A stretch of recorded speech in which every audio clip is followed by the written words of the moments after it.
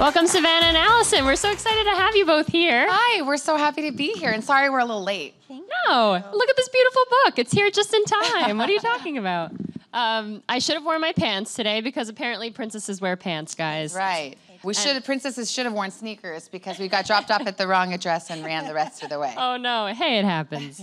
I want to first talk about how you guys teamed up for this project. So, Allison, I know your husband, Noah, is the president of NBC News, which is really big stuff.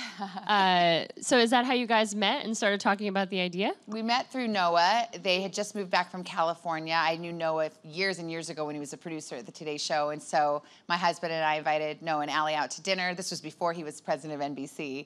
And that was the first time we met. And I think it was like the second time that we started bonding over our daughters. We both have little girls, and we were both saying, why are our girls so into everything princessy? Like, we weren't against it. We just were more bewildered at, like, it's like a pink tractor beam that like pulls them into the whole princess thing. It's true. We were really caught off guard by the force of nature that seemed to draw them towards pink and sparkly. And, you know, excited about it with them, too. But it really took on a life of its own. And we kind of wanted to understand what it was about. We were grappling with it, talking about the princessification of it all and what it meant for our lives. And, yeah, we bonded as moms of princesses. Yeah.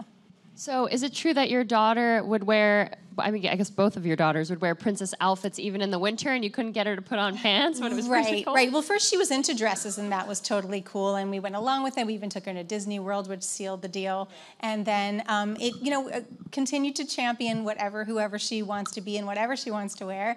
But it became kind of a weather inappropriate clothing choice issue when she refused to wear pants, but in addition to that, she would only wear what she calls tutus, which are skirts, or costumes, and I'm talking about polyester princess costumes, not dresses, which have some warmth to them. And she's at the grocery store, she's at school, she's in the park in 40-degree weather, all in that. And of course, a jacket would mess up her look. So it became like a health threat. And then so I started to wonder, what is this thing that had her so enthralled to the point that she would hold on so tightly to it? So I asked her, well, Isla, what is a princess? She said, it's a lady in a big fancy dress. And I said, what does a princess do? And she said, she spins in the kingdom, which I knew meant it was a reference to dancing at the grand ball, of course. But I thought, well, what else do princesses do? And she had no idea. And I thought, well, this is a great teachable moment. It's a great opportunity for a conversation about what do women in leadership roles really do? Do they have responsibilities for their community? Do they help other people in need? How can we talk about this and stay in her imaginary world, which is so fun and exciting? We don't want to take her away from that at all. But how can we take it and make it a little more practical and a little more meaningful? Such a great idea, this book. And did you kind of hop onto that idea right away when you started talking about it? Yeah, so we were talking about this, and she said, I even went so far as to get a picture of Duchess Kate, a real princess, playing rugby, and I said to Isla, see, princesses wear pants, to which she said, no, they don't, Mommy. But I said, princesses wear pants. That could be a story. That could be a kid's book. And we actually followed up on it, and the whole idea is not that we're anti-princess or anti-dress or skirt. In fact, Penelope has quite a fabulous shoe collection, tiaras, the whole thing. The idea was to use pants as a metaphor, a way to get into it, to talk about all the things that she does. So, the idea is wear dresses, wear sparkles, dazzle. That's what a modern girl can be, whoever she wants to be. But how about focusing a little more on what's inside and what you're doing and being a girl of substance as opposed to one that's just frilly and glittery. Yeah, so true. And so how was the writing process for you? How did you guys kind of kick it off? Was it like, did you sit down together with a notebook, or were you sending emails, or? Emails. I mean, we did that. We had that chat, and then we started writing back and forth, and we'd send a few pages back and forth and then kind of edit, but then add to the story. And it was honestly kind of effortless. That's how it just felt right to us. If it had been really hard, like giving birth or something, I don't know if we would have done it. It's true. It felt very natural and easy, and it felt like a friendship that we enjoyed very much and felt grateful for. I think as two very busy moms, we both probably wouldn't have been able to give what we did to it if it hadn't just come so naturally. It felt like our story and our little girl's story that so many other moms could also relate to, so it was pretty easy that way.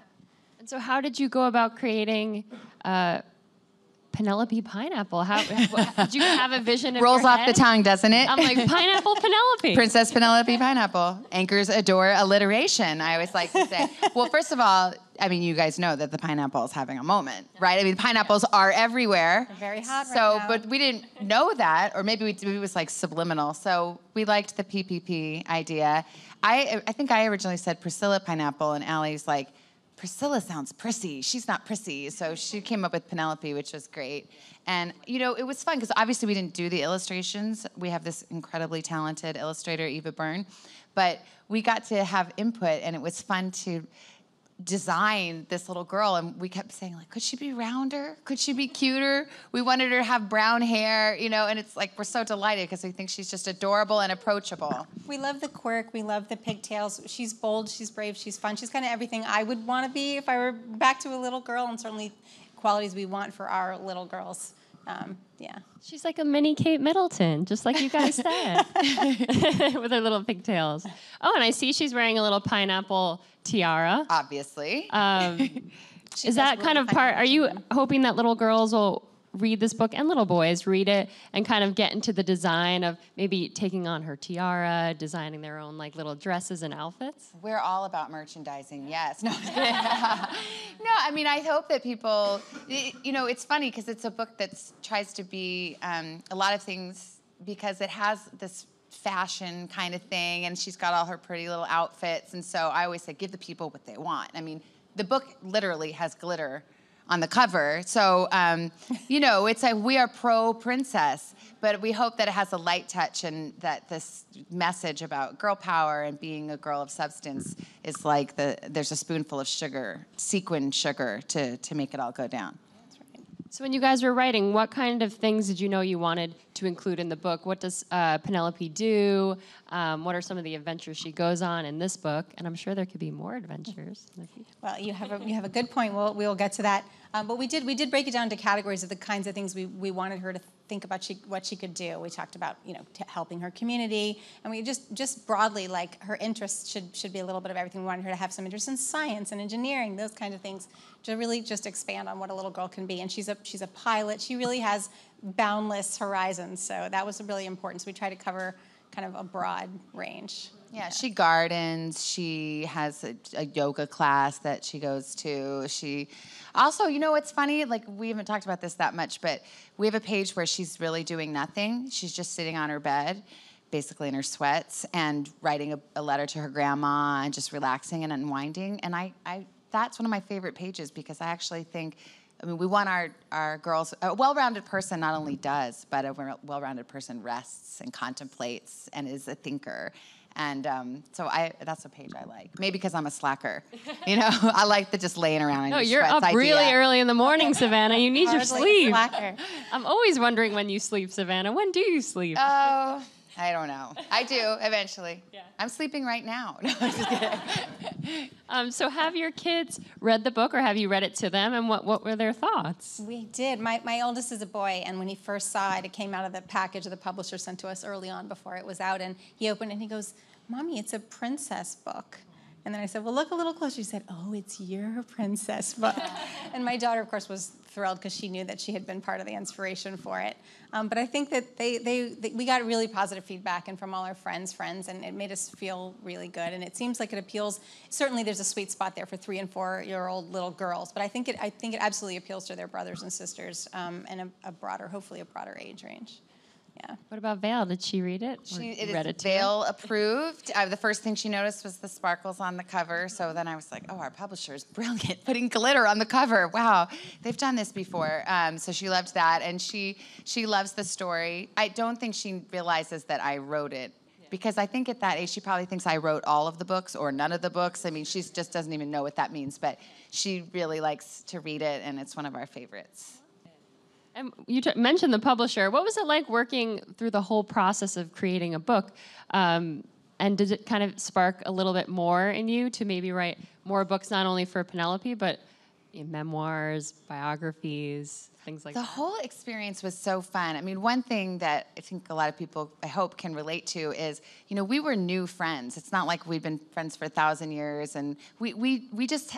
a conversation was spawned, and what was neat about it is, for whatever reason, the stars aligned, and we followed up on it, and we did it, and it was fun. And so then we got to go on this little adventure together. So it's like, in a way, it's another facet of girl power or friendship and pursuing a goal together and doing something new together. And I thought the whole experience was just really, really cool. I mean, it was really a whole new world that I certainly knew nothing about. Yeah, inspirational to us, I think, about what else, we would want to do, for sure. Yeah. And it kind of let you guys use your imagination as adults, which I find, especially when you're parents, you're always constantly trying to spark that imagination in your kids, but it's nice to have it for yourself, too. It's so different than, I think, how we spend our days. Although, actually, we're consumers of kids' books, and that's another thing. It's like all you do is read kids' books, so we definitely were experts in that area, but to be talking about princesses is a little different than what I do every day in my job, and it was really nice to step out of politics and that kind of stuff and be thinking about princesses and their pants. Yeah. Was it hard to sort of write a kid's book in that way where, what you guys do daily as an educator and as, an anchor, like you said, politics, big news stories, was it hard or easier to kind of, I don't want to say dumb it down, but make it more simplistic for kids, that kids would enjoy it? I think I am a parent educator and a mom of 3, so this is right in my alley. I mean, this was not too far of a step outside for me as far as what I think about all day, every day. But I think it was very natural for both of us to know how to want to talk to our little girls and girls that age. And I think we also had a long conversation about children's books that we loved and what we loved about them, and to guide us as far as how we wanted to pave the path for this. And we both were really drawn to the same kinds of books. We loved books with a musicality to them. We loved rhyming. We wanted to rhyme, which apparently is kind of controversial. I mean, it's harder to get a rhyming book published, which we had no idea. We found that out after we rhymed it. Yeah. And then we didn't want to unrhyme it, and you worked hard on the rhymes. Yes. Sure. Right. Although it's hard to rhyme. It's hard to make good rhymes unless you're Dr. Seuss. So, but that was an extra challenge. But it was fun. It's a fun challenge. Just to flex a different muscle. And we both, I think, we love writing and we love to write. And so it was such an enjoyable experience.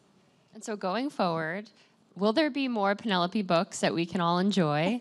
And what are some of the things that you hope to do? Will there be like a Christmas-themed Penelope book? Or Oh, good idea. Okay, keep it coming. I'm taking notes. I'm in on this, guys. Well, we do have another Penelope book coming next fall, but it's very much we've written a draft, and it's very much in the early phases, but we're pretty excited about it. I think it's going to be cute. Yeah, and she continues to have big and bold and brave adventures and do important things with her time. So, Yeah. she just continues to be herself. But we're excited for what she'll do next. Before I pass it off to the audience, what has this meant to you guys as an experience? And what do you hope that kids take away from reading your book? Well, I like, even though it's obviously a girly book in the sense that it's a princess book, it's important to me, especially since we wrote this, I've had a little boy, so I don't want to leave him out. And I do think it's a nice message for boys and for girls. We have a nice little brother character in there as well. So, the boys are represented.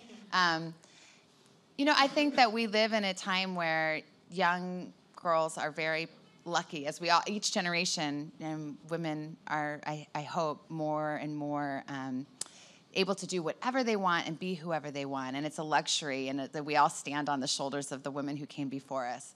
And I love the idea of embracing whoever you want to be. Even when I started in news, it was like you had to wear the blazer and look a certain way. And now I think women can embrace their femininity if they choose to, or not. I like the idea of this middle space where we're not anti-princess, we're not, it's just whatever you want to be that. But make sure you're focused on what matters, and what matters is not what you're wearing, it's who you are. And I hope that we've conveyed that in a book that's fun, has a light touch, is a good adventure, and has a super cute heroine. Yeah. How about you, Allison? The same thing. Yeah, absolutely. It's hard to follow that. I was like, man, I'm inspired. She's a great speaker. I do want to open it up to some audience questions. So, Hi. Thank you for being here. So, which particular books that you grew up to inspired you to make a book like this? Oh, kids' books that we liked? That inspired you to make a book. Yeah, there's so many. Well, there's so many good kids' books now. I mean, I love Rosie Rivera Engineer, which is another good heroine book, although there's also Iggy Peck Architect and Ada Twist Scientist, so there's those. You know what's funny? I was thinking about The Giving Tree, which was always one of my favorite books growing up. It's so interesting to read that, to remember it as you read it when you were a kid, and then when you read it as an adult, and particularly a parent, my perspective on it has changed so much. Because as a kid, I think a lot of kids like that book. I liked it because the tree was giving so much and it was so sweet. But then when you're an adult and you're a parent, you realize, like, you're the tree. You're the one, the self-sacrificial love. And man, is that a heavy book. That's some serious stuff. Wow, that is a heavy, heavy book. And I really just recently read it again because someone gave it to my daughter. Anyway, but that was always one of my favorites, but it's profound. Our book is not that profound. It's a little lighter. Yeah. It's a little more topical. Yeah. No, I had a hard time answering this question because I am such a lover and such a consumer of children's books. I love all the classics, but I do love something with a musicality to it. So I love a Chicka Chicka Boom Boom or a Hand Hand Finger Thumb for the littlest ones. And then I just finished the Harry Potter series with my oldest. I mean, I could go on and on my list of favorite books. I have one called Library Lion that I adore. Oh, I love Library Lion. It's a real favorite because it's about books. But I think I'm just a book lover. But there's such a long lineage of amazing children's books to follow. I felt honored to be kind of in the space. Yeah. Well, that must have been so fun to read Harry Potter for the first time with your kids. Yes, I got to relive. best. It's one of those things that you find new things in the book every time you read it. But yeah, so much rich, so many good choices. I used to love Rainbow Fish. I'm just going to throw it out there. Oh, I love Yes, Rainbow still Fish, good. too. It's the best. Who's next? I think we have time for one more. Hi, I was wondering if you could talk more about working with the illustrator of the book. She was amazing. Her name's Eva Byrne, and she lives in Ireland, actually. And our publisher found her, and she was I think her background was in fashion illustration, and our editor definitely saw that this book had a lot of fashion in it. And she was, she just like took the manuscript and dialed it up to like a 25. Right. There were things that when we saw her illustrations, she had drawn out of the book that I don't think we even realized were there the way, for example, we had a cat, this little cat, which was just a cute thing. The cat's name is Miss Fussy Wiggles. The cat could have her own series of books, and it's all based on her illustration. She made the cat come alive. There's so much humor in the book because of the illustrator. It's true, yeah. We thought of her as we called her Miss Fussy Wiggles. We thought she was a fussy cat, as cats tend to be. But she really took on another life. She's like a whole sidekick now to Princess. She is actually an example. I told you guys about my favorite page where she's just laying on the bed reading a book, and Miss Fussy is right next to her reading a book as well, which the illustrator just put that there. And the book that Miss Fussy is reading is called Your Best 9 Lives. I'm like, I love this lady. She's so funny. I just couldn't believe it. We just were so lucky with her. She added so much. Yeah, she did. That's always the best when your words come to life through pictures. And she did. She took our words and took it to the stratosphere. Yeah. Well, the book's out today, right? Yes. Woo-hoo. So go pick up a copy. PrincessesWearPants.com. Yes, for yourself and for all those young little kids in your life, because it's really great. I'm so happy for you guys. Congratulations. Thank you. Thanks for being here. Thank you for having us. Thank you so much.